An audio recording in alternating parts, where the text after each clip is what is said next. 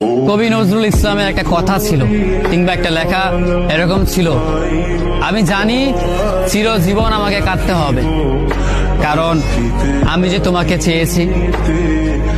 আসলেই আমি যে তাকে চেয়েছি এই জন্য আমাকে সারা জীবন কাটতে হবে, কারণ আমি তাকে কোনোদিন পাবো না, আর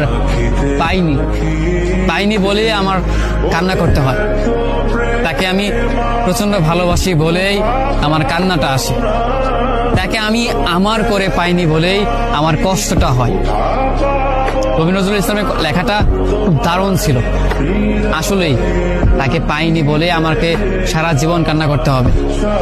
যদি সে আমার এই ভালোবাসাটা বুঝতো, আমার এই অসীম ভালোবাসাটা বুঝে আমাকে একটু বলতো যে আমি অন্যদের মতো কখনোই তোমাকে ছেড়ে যাব না, তাহলে বিশ্বাস করুন পৃথিবীতে হয়তো আমার চাইতে সুখী মানুষ আর কেউ হতে পারতো না।